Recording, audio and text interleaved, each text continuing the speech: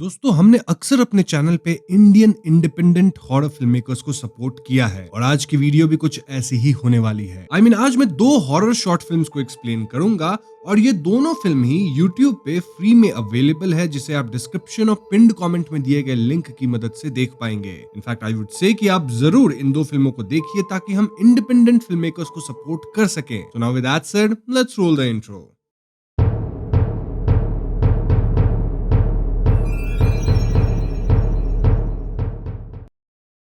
तो पहली फिल्म का नाम है ब्रह्मपुरेर विभिष्का और ये फिल्म आस्पेक्ट स्टूडियोज की तरफ से पेश किया गया है, जिसके डायरेक्टर कश्यपया हैं। फिल्म के शुरुआत में हमें बताया जाता है कि फाल्गुन के पिछले महीने में मिदनापुर डिस्ट्रिक्ट के अंदर 3 यूट्यूबर्स फंस गए थे और फिर इन तीनों के साथ कुछ अजीब गतिविधियां हुई। अंत में तीनों कभी वापस नहीं लौटे और इन 3 यूट्यूबर्स के नाम है ऋचिक, सौप्तिक और सौम्या। अब हालांकि ये तीनों लापता हैं, लेकिन कुछ महीनों के बाद इनके फोन्स जरूर मिल गए जिसमें इन्होंने कुछ फुटेजेस रिकॉर्ड किए थे और ये फिल्म उन्हीं फुटेजेस को हमें दिखाती है, यानी कि ये फिल्म एक फाउंड फुटेज फिल्म है। सो इन फुटेजेस में हम सबसे पहले इन 3 यूट्यूबर्स को देर रात कार में देखते हैं जहां ये लोग मदरमानी गांव की तरफ जा रहे थे। दरअसल ऋचिक अपने यूट्यूब चैनल पे 100,000 सब्सक्राइबर्स कंप्लीट कर लिया था और इसी खुशी में वो सौम्या और सौप्तिक के साथ एक मेगा कोलैब कर रहा था। सौप्तिक के चैनल का नाम था सूपी टॉक्स और सौम्या के चैनल का नाम था फूडी बाज। इन तीनों की बातों से हम समझ पाते हैं कि सौप्तिक तो एक जेन्युइन क्रिएटर है, लेकिन सौम्या की हरकतें कुछ ठीक नहीं है,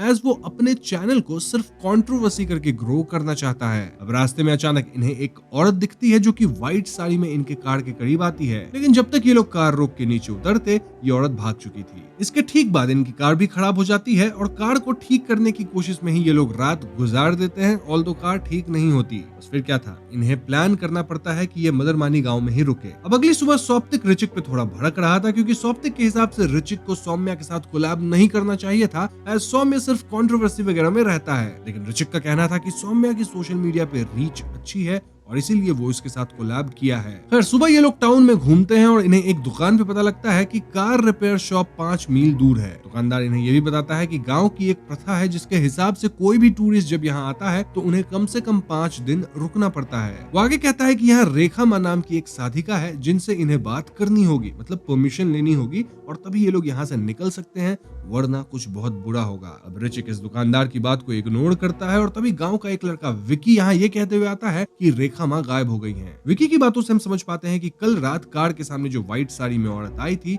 वो रेखा माँ ही थी। अब विकी ऋचिक को पहचान जाता है कि वो एक यूट्यूबर है जिसके चैनल का नाम है चायबला बॉन्ग। यूट्यूबर्स अपने एक सब्सक्राइबर को देख बहुत खुश होते हैं और ऐसे में ये लोग इस विकी की मदद करते हैं इन फाइंडिंग रेखा माँ। फाइनली रेखा माँ इन्हें एक पोखर के किनारे दिखती हैं और विकी उन्हें अजीब तरह से बाल पकड़ के खींच के ले जाता है। इसके बाद विकी एक ई रिक्शा में अनाउंस करता है कि आज रात रेखा माँ का शो है। ऐसा शो? वेल, यहाँ गांव वाले अपनी प्रॉब्लम से क्वेश्चंस लेके आ सकते हैं और रेखा माँ सबके प्रॉब्लम का सोल्यूशन देगी, सबके क्वेश्चंस को आंसर करेंगी। अब विकी अनाउंसमेंट में ये भी कहने लग जाता है कि आज रात के शो में 3 पॉपुलर यूट्यूबर्स भी आने वाले हैं, मतलब यही 3 यूट्यूबर्स जिन्हें हम देख रहे हैं। और यहाँ अजीब बात ये थी कि विकी इन तीनों से कोई भी परमिशन नहीं लिया था इस अनाउंसमेंट से पहले। ऑफ कोर्स ऋचिक इस बात पे थोड़ा भड़कता है, लेकिन सौम्या वाज लाइक कि चलेगा यार, वहाँ रात को चलेंगे क्योंकि वहाँ हमें कंटेंट मिलेगा। खैर इस सब के बाद तीनों वापस दुकानदार के पास आते हैं और वो इन्हें रेखा माँ की कहानी सुनाता है। दरअसल कुछ समय पहले इस गाँव में तांत्रिक किसी लड़की को सियालदह से किडनैप करके लाया था। देन वो अपनी तांत्रिक प्रक्रिया शुरू किया, लड़की पे भी एंड इन जनरल। उन दिनों गाँव में एक भयानक एपिडेमिक था जिसके कारण लोग बीमार होकर अपनी जिंदगी गंवा रहे थे। एक बच्चे को तो अजीब सीजर्स वगैरह भी आने लगे थे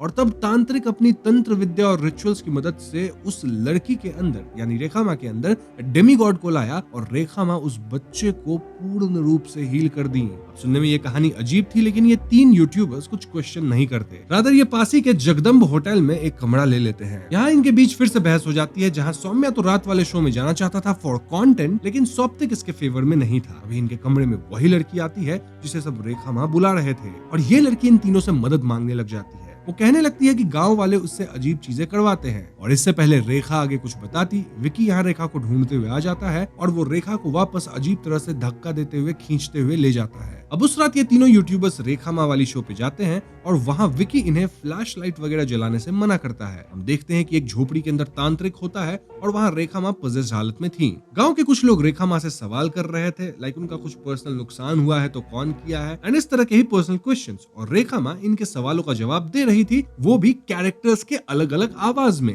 इट वॉज क्लियर कि रेखा स्पिरिट से कनेक्ट करके उनसे बात कर रही थी या फिर ये सब एक ढोंग था। और आज वाले शो के बाद तीनों यूट्यूबर्स होटल आके इस पे बातें करना शुरू करते हैं। यहाँ सौप्तिक इस बात में यकीन कर रहा था कि रेखा वाकई स्पिरिट से कनेक्ट कर पा रही थी, वही ऋचिक को लग रहा था कि ये सब एक ढोंग है। सौम्या तो अलग ही नशे में पड़ा हुआ था और वो रेखा के अट्रैक्टिव होने की बात कर रहा था। तभी यहाँ की लाइट चली जाती है, जिसके बाद विकी आता और वो कहता है कि रेखा अलग सर्विसेज भी देती है। इस अलग सर्विस का क्या मतलब है वो आप व्यूअर समझ रहे होंगे। और ऐसे में सौम्या तुरंत 2000 रुपए देता है और वो एक कमरे में रेखा के साथ चला जाता है। दिन अगली सुबह जब सौप्तिक और ऋचिक उस कमरे में जाते हैं तो वहाँ सौम्या एक अजीब ट्रांस वाले हालत में था, साथ ही रेखा का कोई अता पता नहीं था। सौम्या पूरे दिन इसी बुरी हालत में था और ऐसे में उस रात ये लोग सौम्या को लेकर वापस रेखा एंड तांत्रिक वाले शो पे जाते हैं। यहाँ सौप्तिक और ऋचिक पहले तो फ्लैश लाइट ऑन करते हैं, देन तांत्रिक से खूब बहस करने लगते हैं क्योंकि सौम्या की हालत रेखा के कारण ही खराब हुई थी। मतलब एटलीस्ट ये लोग ऐसा मान रहे थे। बेसिकली इनका कहना था कि रेखा और तांत्रिक मिलकर सौम्या के साथ कुछ गड़बड़ कर दिए हैं। तो हाँ, इसके कारण यहाँ अफरा तफरी मचती है और इसी कहासुनी के बीच रेखा आउट ऑफ कंट्रोल होकर इन पे हमला कर देती है। और जैसे ही ऐसा होता है विकी तो यहाँ से तुरंत भाग निकलता है। रेखा सौम्य और ऋचिक पे हमला कर देती है और सौप्तिक किसी तरह यहाँ से भागता है। भागते हुए थोड़ी दूर आता है लेकिन एकदम से वो अपने सामने पोजेस्ड रेखा को पाता है। वो अजीब तरह से हंसते हुए सौप्तिक पे हमला करती है और रेखा के आखिरी शब्द यही थे कि मैंने तुम पे भरोसा किया था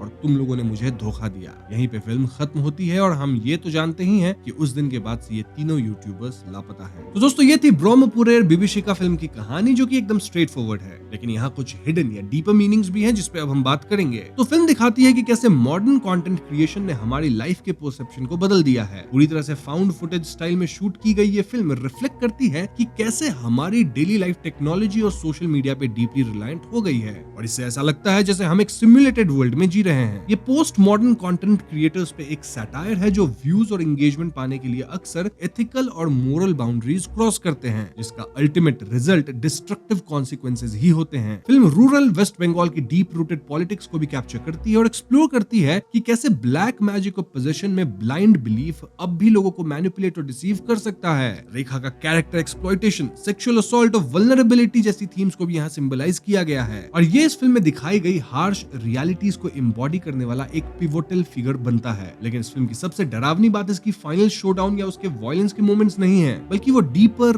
डार्कर ट्रुथ है जो ये एक्सपोज करती है कि कैसे हम इंसान होने के नाते धीरे धीरे अपनी ह्यूमैनिटी ही खो रहे हैं। Post modern technology driven world ने हमारी लाइफ्स को रीशेप कर दिया है, देन एक सिमुलेटेड रियलिटी के अंदर अटेंशन और एंगेजमेंट के लिए एक ऑब्सेशन कल्टीवेट किया है। फिल्म में जो यूट्यूबर्स थे वो रेखा के साथ होने वाले इनजस्टिसेस को साफ साफ देख सकते थे एंड वो मदद भी कर सकते थे अगर चाहते तो, लेकिन वो उसकी मदद नहीं करते हैं। रादर ये लोग रेखा की वीडियोस बना रहे थे ताकि इससे इन्हें कंटेंट मिल सके जिससे व्यूज ज्यादा आएंगे, लाइक्स ज्यादा आएंगे। This is the most frightening thing, क्योंकि अब हम एक ऐसी दुनिया में रह रहे हैं जहां इंसानी एम्पैथी को डिजिटल अपलॉज की भूख से रिप्लेस कर दिया गया है। सो ये तो थी पहली फिल्म की कहानी और अब हम बढ़ते हैं दूसरी फिल्म की तरफ जिसका नाम है मोई। ये एक एजमीज फिल्म है जिसके क्रिएटर आशीष दत्ता है। अब मोई जो फिल्म है, ये जो मैंने पहली एक्सप्लेनेशन दी है, इसके पोलर ऑपोजिट है, यानी कि ये एक आर्ट हॉरर मूवी है जिसे देख के आप काफी कंफ्यूज होंगे, लेकिन फिल्म के अंदर कई डीपर मीनिंग है। इन सबको हम अभी एक्सप्लोर करेंगे। तो शुरुआत में हमें एक कोट दिखाया जाता है जो कि कुछ ऐसी है: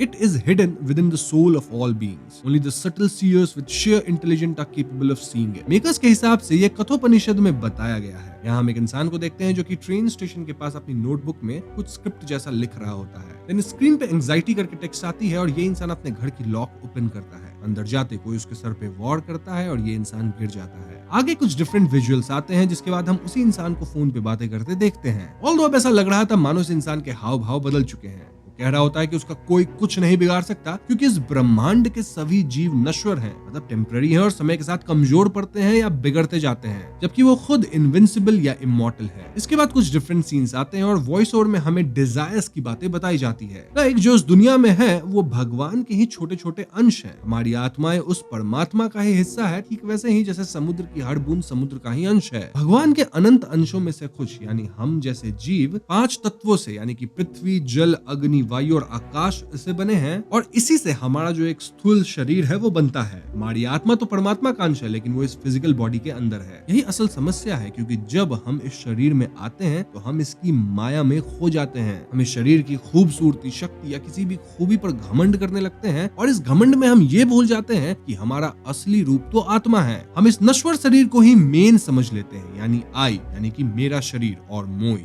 जब हम इस शरीर को अपना मेन मान लेते हैं और भगवान को भूल जाते हैं तो अहंकार यानी कि ईगो के कारण हमारी इच्छाएं यानी कि डिजायर्स बढ़ने लगती है। जिंदगी इच्छाओं का एक लंबा दौरा बन जाता है। हम एक के बाद एक चीज पाने की चाह में लगे रहते हैं। सिर्फ जोर जबरदस्ती से या जबरदस्ती अपनी इच्छाओं को दबाना उन्हें खत्म नहीं करता, बल्कि कई बार उन्हें और भी ताकतवर बना देता है या एक नए रूप में पैदा कर देता है। जब तक हम अपनी असली पहचान यानी कि आत्मा को नहीं समझेंगे और भगवान से नहीं जुड़ेंगे, तब तक इच्छाओं का ये चक्र चलता रहेगा। तो ऐसी डीप बातें बोलने के बाद आगे हम एक्टर को देखते हैं जो कि और भी कुछ डीप बातें बोलता है, जैसे कीचड़ में कमल खिलता है, लेकिन क्या इससे कीचड़ का रंग बदल जाता है। इसके बाद हम कैरेक्टर को अलग अलग तरह से बिहेव करते देखते हैं, मतलब it was not a normal behaviour. और जब घर के अंदर एक और आदमी आता है तो ये इंसान उसके सर पे वार करके उसे भी बेहोश कर देता है। फिर हम इनके हाथों पे एक टैटू देखते हैं, जिसके बाद ये आदमी बेहोश हुए इंसान को खींच के एक कमरे में लाता है और उस पे कांच के टुकड़े से हमला कर देता है। एंड में वो हंसता है, चिल्लाता है। देन हम फिर से उस आदमी को अपनी नोटबुक के साथ देखते हैं और यहीं पे फिल्म खत्म हो जाती है। सो आई नो कि इन विजुअल से आपको कई बातें कंफ्यूजिंग लग रही होगी, लेकिन आई वुड रिकमेंड कि आप एक बार इस फिल्म को देख लीजिए। मतलब सिर्फ 12 मिनट की फिल्म है, क्योंकि जो विजुअल्स 12 मिनट में दिखाए गए हैं उन्हें इस तरह से एक्सप्लेन करना मुश्किल है, लेकिन उसके अंदर की मीनिंग्स को मैं जरूर बता सकता हूँ,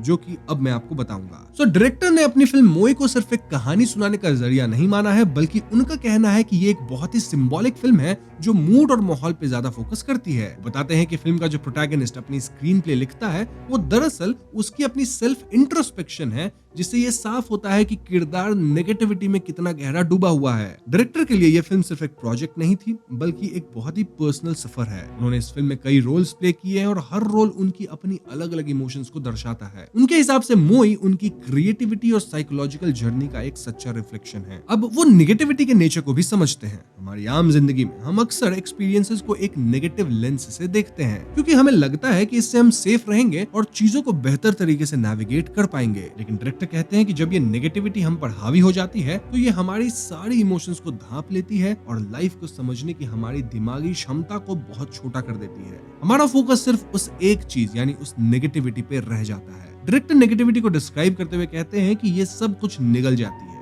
ये राज करती है, ये हावी हो जाती है, ये मेरा हिस्सा बनने से इनकार करती है और मुझसे मांग करती है कि मैं पूरा का पूरा यही बन जाऊं। अब दोस्तों, इस फिल्म में दो अलग अलग सिनेमैटिक स्टाइल्स को ब्लेंड किया गया है। एक तरफ ट्रेडिशनल फिल्म स्ट्रिप रील्स की टेक्सचर्ड ब्यूटी है और दूसरी तरफ डिजिटल कैमरा की क्रिस्टल क्लैरिटी है। फिल्म में दो अलग अलग एस्पेक्ट रेशियोज का भी इस्तेमाल किया गया है, जो ऑडियंस को प्रोटैगनिस्ट की रियलिटी और उसकी इमेजिनेशन के बीच के कॉन्ट्रास्ट को दिखाता है। जैसे कि 2.35:1 का वाइडर रेशियो प्रेजेंट टाइमलाइन के लिए है, जो कहानी के विस्तृत रूप को दिखाता है और एक तरह से सिनेमा को एक ट्रिब्यूट भी है। वहीं 4:3 का रेशियो स्क्रीन प्ले राइटिंग वाले हिस्से के लिए है, जो राइटर के दिमाग के उस सीमित और कन्फाइंड स्पेस को दर्शाता है। फिल्म के अंदर कलर्स भी अपने आप में एक किरदार है। हर रंग एक खास इमोशन को रिप्रेजेंट करती है, जैसे कि ग्रीन रंग ग्रीड और एम्बिशन को दिखाता है, लाल कलर डेंजर, हेल और कंट्रोल खो देने को सिग्निफाई करता है, ब्लू कलर आइसोलेशन, मेलंकली और इनर एंजाइटी को रिफ्लेक्ट करता है, जो अक्सर कैरेक्टर्स के आउटफिट में भी दिखाई देता है, और येलो रंग होप, जॉय और कंटेंटमेंट को एम्बॉडी करता है, जो कॉस्ट्यूम डिजाइन में साफ नजर आता है। फिल्म का अंत एक बहुत ही गहरे introspective call from the soul के साथ होता है, जो बताता है कि प्रोटैगनिस्ट अब एक ऐसी सच्चाई तक पहुंच गया है जो ट्रेडिशनल स्टोरी टेलिंग की सीमाओं से परे है। फिल्म के अंत में आने वाले येलो टिंटेड क्रेडिट से क्लोजर देते हैं और ये कहीं ना कहीं हमारे चैनल को भी एक खास ट्रिब्यूट है। डायरेक्टर ने बताया है कि चैनल ने उनकी हॉरर, टेंशन और साइकोलॉजिकल की समझ को बहुत प्रभावित किया है, खासकर द शाइनिंग और हेरिडिटरी जैसे फिल्म्स के थ्रू। उन्होंने साफ कहा है कि फिल्म का अस्तित्व उसी इंस्पिरेशन की वजह से है। नाउ फिल्म के 80s इंस्पायर्ड सेगमेंट में एक पुराना विंटेज टेक्सचर दिखता है, जिसमें जानबूझकर स्क्रैचेस, नॉइज और हल्की फ्लिकर भी शामिल की गई है। ये कोई फ्लॉज नहीं, बल्कि ये नॉस्टैल्जिया पैदा करते हैं और सिनेमा के अतीत के भूत यानी घोस्ट को इवोक करते हैं। माइकल जैक्सन से इंस्पायर्ड म्यूजिक और कैरेक्टर्स के ग्लव्स भी फिल्म में एक rhythmic iconic pop culture element add करते हैं, जो अल्टीमेटली फिल्म की गहरी साइकोलॉजिकल इंटेंसिटी के बीच में कुछ हल्केपन के पल भी देते हैं। पूरी कहानी एक स्क्रीन प्ले इन मोशन की तरह आगे बढ़ती है, जिसे हम film with in a film भी कह सकते हैं, जहां स्क्रीन प्ले ही राइटिंग की पूरी प्लॉट को आगे बढ़ाती है। तो लाइक आई सेड, मोई एक आर्ट फिल्म जैसी है, जिसे समझने के लिए सिनेमा का ट्रू नॉलेज होना जरूरी है। अब यहाँ मैं जानबूझकर जानबूझकर आपके सामने दो ऐसी फिल्मों की एक्सप्लेनेशंस लाया हूं जो कि एकदम पोलर ऑपोजिट हैं, ताकि इससे आप व्यूअर्स को डिफरेंट पर्सपेक्टिव मिल सके। साथ ही हॉरर के अंदर ही आप डिफरेंट सब जॉनर को भी एक्सप्लोर करें और समझ सके। उम्मीद करता हूं कि आपको ये वीडियो पसंद आई होगी और दोनों फिल्में भी पसंद आई होंगी। पसंद आई है तो इस वीडियो को लाइक और शेयर कीजिए, साथ ही इन दोनों फिल्मों को चेकआउट करना मत भूलिएगा। इन्हें देखने का लिंक डिस्क्रिप्शन में आपको मिल जाएगा और दोनों ही फिल्म यूट्यूब पे अवेलेबल है। अब जाने से पहले हमारे चैनल को सब्सक्राइब भी कीजिएगा, क्योंकि हम अपने चैनल पे ऐसी वीडियोस लाते रहते हैं। पीस।